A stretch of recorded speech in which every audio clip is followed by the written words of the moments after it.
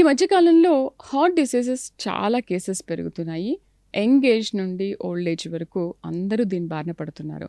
మరి ఏంటి యంగ్ ఏజ్‌లో, ఓల్డ్ ఏజ్‌లో అంటే వాళ్ళకు ఓకే. వయసు రీత్యా వచ్చాయో లేకపోతే సంథింగ్ ఇతర కారణాలు అనుకోవచ్చు. యంగ్ ఏజ్‌లో ఎందుకు గుండె నొప్పితో చనిపోతున్న సంఖ్య మనం ఎక్కువగా చూస్తున్నాం. దీనికి కారణం ఏంటి? ఆంజనేయ రాజు గారితో మాట్లాడదాం. రాజుగారు నమస్తే. నమస్కారం అండి. ఈ మధ్య కాలంలో ఎక్కువగా మనం చూస్తుంది యంగ్ ఏజ్‌లో హార్ట్ స్ట్రోక్స్ వచ్చి అట్‌లీస్ట్ సీపీయూ చేసేదాకా కూడా ఆగట్లేదు. వెంటనే చనిపోతున్న సిట్యుయేషన్స్ చూస్తున్నాం కదా! ఎందుకు? యంగ్ ఏజ్ వాళ్ళకి రావడానికి కారణం ఏంటి? ఓల్డ్ ఏజ్ వాళ్ళకు తగ్గిపోవడానికి రీజన్ ఏంటి? ఒకప్పుడే ఓల్డ్ ఏజ్ వాళ్ళకి వచ్చేది. ఇప్పుడు యంగ్ ఏజ్ వాళ్ళకి కూడా వస్తుంది. అంటే తగ్గిపోవడం అనేది ఏమీ లేదు కానండి.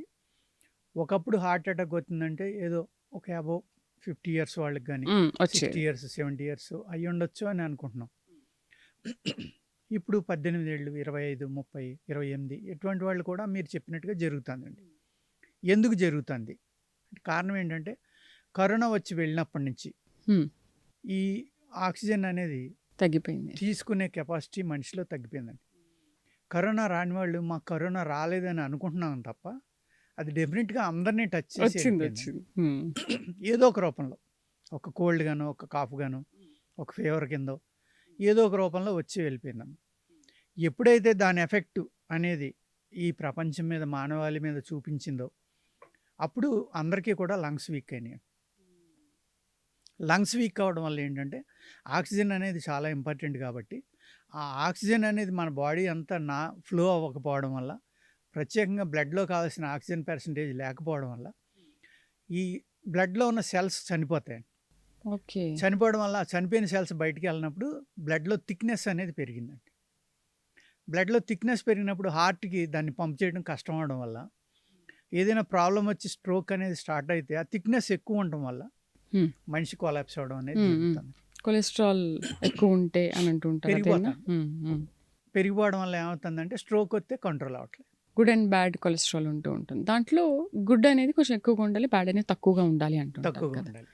అలా కాకుండా ఈ చనిపోవడం వల్ల ఏమవుతుందంటే ఈ సెల్స్ చనిపోయి బయటికి వెళ్ళకపోవడం వల్ల, బాడీ క్లీన్ చేసుకునే పరిస్థితుల్లో లేకపోవడం వల్ల, ఇక్కడ క్లీనింగ్ అంటే ఏంటంటే మళ్ళీ లంగ్ ఏమో ఆక్సిజన్ని తీసుకుని బ్లడ్లో మిక్స్ చేసి బాడీ అంతా ఆక్సిజన్ అయ్యేలా చూసుకోవాలి.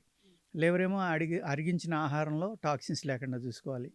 కిడ్నీ ఏమో బాడీకి ఇవ్వాల్సినవి ఇచ్చి వేస్ట్ అంతా మలమూత్రాలుగా బయటికి పంపాలి. పంపించాలి. ఎప్పుడైతే ఈ ఫిల్టర్స్ సరిగ్గా చేయలేకపోతున్నాయో ఆక్సిజన్ డెఫిషియన్సీ వల్ల ఈ చిక్కబడడం అనేది ఎక్కువైపోతుంది.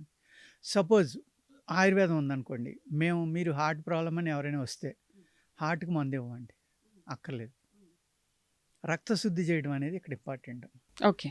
రక్తశుద్ధి ఎలా అవుతుంది? Liver, spleen, kidney, lungs, brain ఇలాగ మొత్తం బాడీ అంతా రక్తశుద్ధి చేసేసి అన్ని ఆర్గాన్స్ తేలిక పడేలాగా డీటాక్స్ చేయడం అనేది ఇంపార్టెంట్. ఓకే. ఎప్పుడైతే మీ శరీరం డీటాక్స్ అయిపోయిందో అప్పుడు ఆటోమేటిక్గా ఏ అవయవం చేయవలసిన పని ఆ అవయవం హ్యాపీగా చేస్తుంది. ఇవన్నీ హ్యాపీగా చేసినప్పుడు మీ బ్లడ్లో థిక్నెస్ అనేది పెరగదండి. మీ బ్లడ్ ఫ్లో అనేది చాలా హ్యాపీగా ఉంటుంది. అప్పుడు హార్ట్కి కూడా వర్క్ ఉండదు, తగ్గిపోతుంది. అవును. తగ్గిపోయేసరికి తన పని తాను చేసుకుంటుంది. అలా మానేసి మనం వచ్చిన ప్రాబ్లంకే మందిస్తా ఇక్కడ ఇలాగ ఇవన్నీ విషం తయారు చేస్తున్నాయి అనుకోండి, ఆ ప్రాబ్లం ఎప్పుడూ అక్కడ అలాగే ఉంటుంది. దాన్ని తగ్గించడానికి మనం ఏమి ఇవ్వట్లా. దాన్ని తగ్గించడానికి సబ్సైడ్ చేయడానికి మందిస్తున్నాం తప్ప క్యూర్ చేయడానికి ఇవ్వట్లేదు. ఆయుర్వేదంలో ఏమవుతుందంటే ఈ విధమైన శుద్ధి వల్ల, శరీర శుద్ధి అనేది జరగడం వల్ల ఏమవుతుందంటే ఆర్గాన్స్ అన్నీ చక్కగా పనిచేస్తాయి. ఎప్పుడైతే ఆర్గాన్స్ అన్నీ చక్కగా పనిచేసినాయో మీకు ఆటోమేటిక్గా హార్ట్కి పని తగ్గిపోతుంది. అది హ్యాపీ ఫీల్ అవుతుంది. ఒక గ్యాస్ట్రిక్ ప్రాబ్లం ఉంది, మీకు బాగా హైగా ఉంది, బ్లోటింగ్ వచ్చేసింది, బయటికి వెళ్ళే మార్గం లేదు. అది ఎక్కడికి వస్తుందమ్మా? అది ఇక్కడ నొక్కుతుంది. ఈ టర్నింగ్ ఇలా ఉంటుంది కాబట్టి మనకి ఇక్కడ గట్టిగా నొక్కేస్తుంది. నొక్కేటోడికి ఏముంది? హార్ట్ అటాక్ వచ్చింది అనుకోండి, గ్యాస్ బయటికి వెళ్ళలేదు అనుకోండి, మనిషి చనిపోవడం. చాలా మంది దాని గ్యాస్ట్రిక్ ప్రాబ్లం నాకేం లేదు, హార్ట్ ఇష్యూస్ ఏం లేవు అని అంటూ ఉంటారు. గ్యాస్ట్రిక్ ప్రాబ్లం అనేది చాలా సింపుల్గా తీసుకుంటారు, అవును. కానీ అది చాలా ప్రమాదం. అవునండి. అందుకు ఎలా అంటే ఆ ఒత్తిడి అనేది లేకుండా చూసుకోవాలి హార్ట్ మీద. ఒత్తిడి ఏ విధంగానమ్మా? గ్యాస్ట్రిక్ ప్రాబ్లం వల్ల ఒత్తిడి, అదర్వైజ్ రక్తం చిక్కబడిపోవడం వల్ల.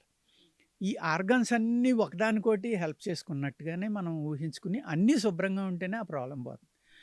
లివర్ ప్రాబ్లం వచ్చిందని లివర్కి ఒక్కదానికి మందు ఇచ్చామనుకోండి, అప్పుడు అది క్యూర్ అవదమ్మా పూర్తిగా. అప్పుడు ఏం చేయాలంటే మొత్తం శరీరానికి మందు ఇస్తానే ఏదైనా ఆర్గాన్కి వైద్యం చేస్తే అప్పుడు మీకు పూర్తిగా తగ్గడానికి అవకాశం ఉందండి. సో దీనికి కూడా ఆయుర్వేదంలో మంచి మెడిసిన్ ఉంది. చాలా మంచిగా ఉందండి. మేము హృదయామృతం అని ఒకటి తయారు చేసామమ్మా. ఓకే. చాలా అద్భుతంగా పనిచేస్తుంది అది. మేము దాన్ని యాక్చువల్‌గా ఏంటంటే గుండె దడ, గుండె నీరసానికని చేసాం. కానీ అది ఇంకా ఎన్నో రకాల పనులు చేస్తుంది. వాడిన పేషెంట్లే మాకు ఎంత అద్భుతమైన పేరు పెట్టారని వాళ్ళు మాకు ఫీడ్‌బ్యాక్ ఇస్తున్నారు. అవునా? ఆ పేరులోనే అమృతం ఉందండి. 2 మెట్లు ఎక్కలేనోళ్ళం కూడా ఇవాళ 2 ఫ్లోర్‌లు ఎక్కుతున్నాం. అది కూడా ఎవరమ్మా 80 అబోవ్ పీపుల్ కూడా ఫోన్ చేసి చెప్తున్నారు. హ్మ్. అంత బాగుంది మా కండిషన్ అని. సూపర్. సో తప్పకుండా ఆయుర్వేదంలో మంచి మార్గం ఉంది కాబట్టి వాడొచ్చు. అవునండి. ఆయుర్వేదిక్ వైపు మళ్ళొచ్చు. అవునండి. Super. Thank you very much. నమస్కారం.